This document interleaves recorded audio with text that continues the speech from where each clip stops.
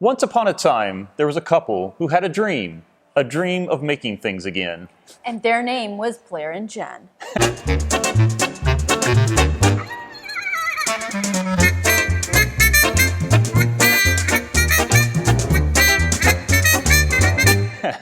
Hi, welcome to Will They Make It? This is a podcast and a video vlog of our business, Rosie, that we're starting, and will they make it? We're getting raw and real here with our business startup. We're going to be sharing some really interesting challenges and experiences and problems that we face in real time.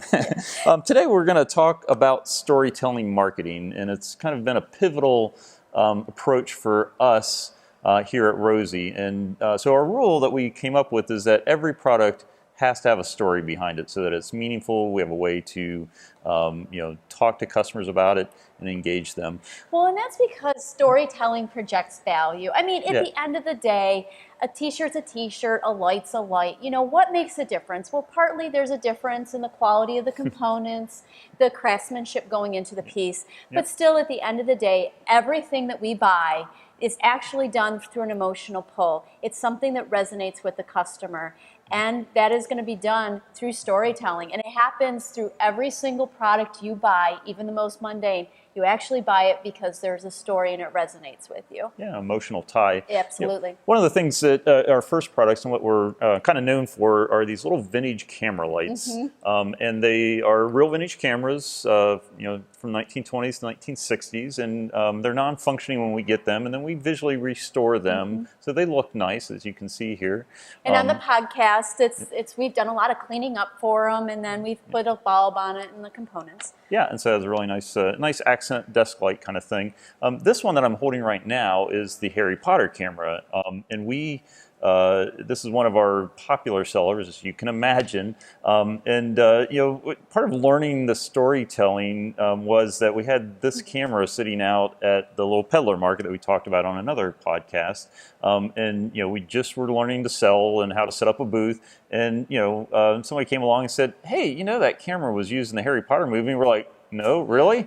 Well, and we haven't done storytelling yet, right? Yeah. So we're putting the product out, and this is a very common thing. You put your product out there, and you think everybody's just going to be, so enthralled with it that they're just going to buy it, All our dreams in the early days.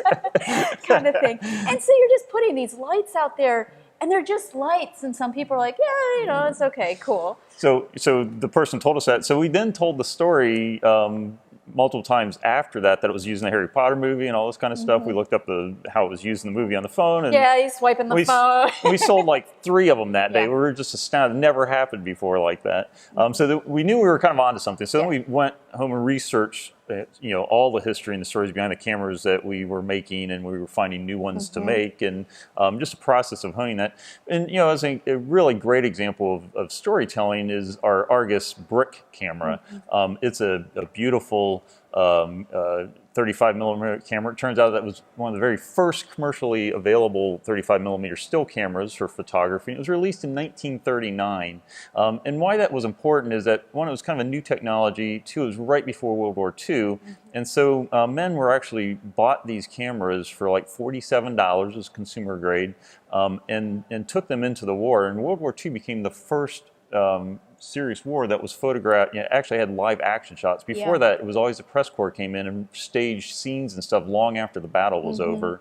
And one of the most famous people that are responsible for these things is a man named Tony Vasero. He's a wonderful photographer, and he got pulled into the war right when he turned 18, and on his way over to Germany, he bought an Argos brick for $47, and proceeded then for the next year and a half of the war.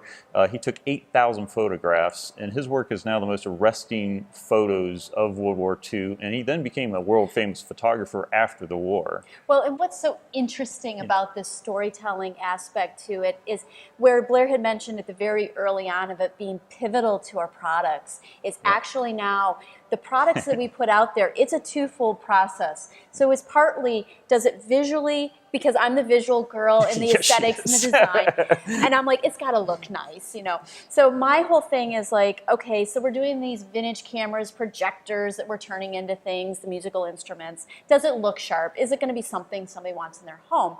But there's the twofold process is the visual, but then there's the story. And so there are products that visually look spectacular, but they don't have the story, and they don't make it. And there'll be something else that has a great story, but the visuals don't cut it. And then And we that butt doesn't make it heads. either. Yeah. Because it has to be both. It has to be both. Yep. Yeah. She definitely wants it to have that beautiful look and stuff. So Yeah. Yeah. No, it's really a too So important Blair, thing. you know, like you were mentioning the peddler. So, you know, he had started doing that storytelling at the thing. But then, you know, by the time we figured out all these stories and started researching it, the summer was over and that market was done. Yeah. But Blair, then we took that to that holiday show at Christmas in the Country. Yeah. We talked about Christmas in the Country in the other episode as well. Huge. 70,000 people go through the show in 4 days. And they spend. Oh, and they're locked and loaded for holiday shopping. So we, put together this beautiful booth. We then took all of our stories and put them in black frames, like you see here, and then if you come into our cameras. store, we have the stories Yep. on display where you can actually read the story along with the product. For if you're listening to the podcast, you're not seeing that. Yep, and I mean immediately we were able to really engage customers and tell the stories like we just told about Tony Vicero, and it just caused a sales frenzy. It was amazing the experience we had there. And one of the things that professionals will tell you is that every minute that you can talk to a customer in a meaningful way, the chance of them buying just goes up exponentially. So this ability to tell stories and ask them how they what's meaningful to them and all that, just that permission to engage. It is the permission to engage. No Critical. doubt about it. It's mission critical. And, as Blair said, actually the truth about sales is you unconsciously, every single one of us, unconsciously makes the decision to do a purchase within the first couple seconds of entering a store. And you've already made the unconscious decision. And that's done by the look, the feel. Are you comfortable? Are you liking what you see? Yep. And actually then at the end of the day, whether somebody buys or not, is have you engaged them? Have you given them the permission to do the spend? And that's something that when you come, if you haven't been in sales before in marketing, you would have no idea that that's actually psychologically how we buy things, including groceries and everything like that. But that is how people buy and purchase products and services. It is amazing. And that ability to really touch them in a meaningful way, have them cause a positive emotional response.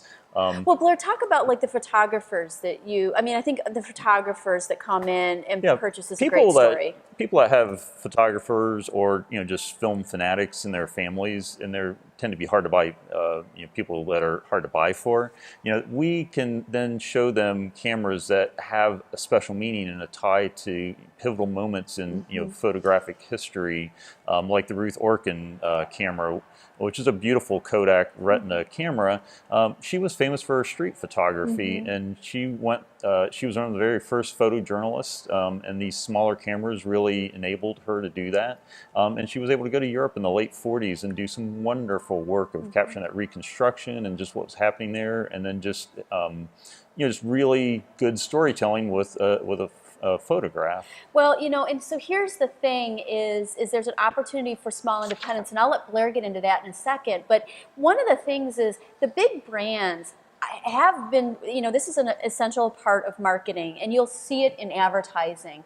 But the big brands you're noticing are trying to do this. But some brands are doing well at it from the big brands perspective. But many brands are failing short. And here's really the reasons. When you think about it, they're sitting and there's somebody up at a corporate level in the design that comes up with a great idea. And it's a winner chicken dinner.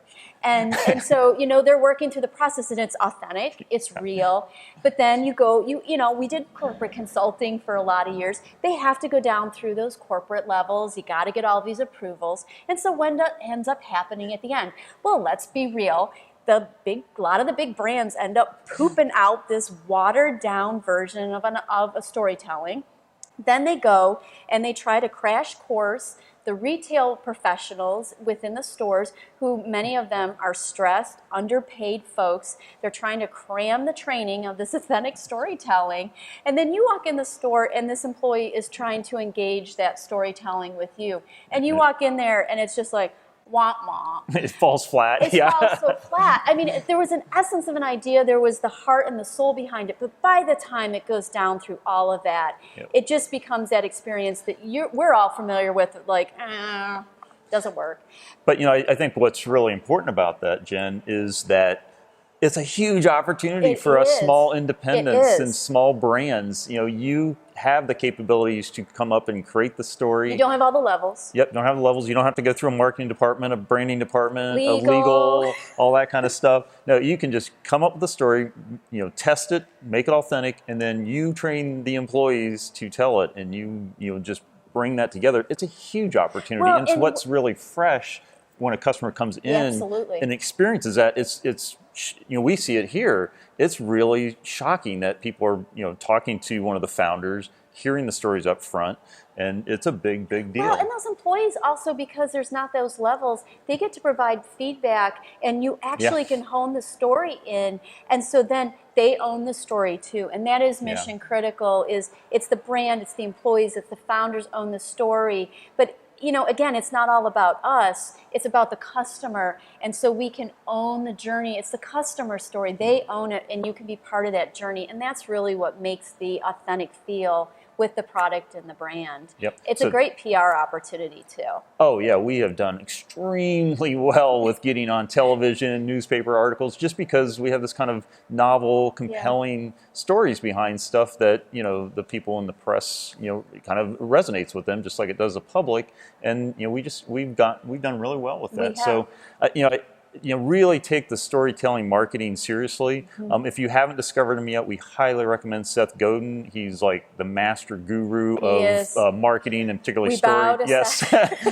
So we highly recommend you check out his podcast called Akimbo. You can find it anywhere podcasts are listened to. We were not paid or sponsored for this plug. It's just like Seth is putting out some of the most authentic marketing advice out there of how you can really capture the attention. So check that out. Yeah. So really get on thinking about how you can tie real compelling stories to your products, to your services, and then start testing that out today. Yes. And actually, thank you for joining us here with this podcast and blog. By all means, we'd love to hear your questions. And so go on, submit your questions, and we'd love to feature you on Will They Make It? Thanks, everybody. Have a good one.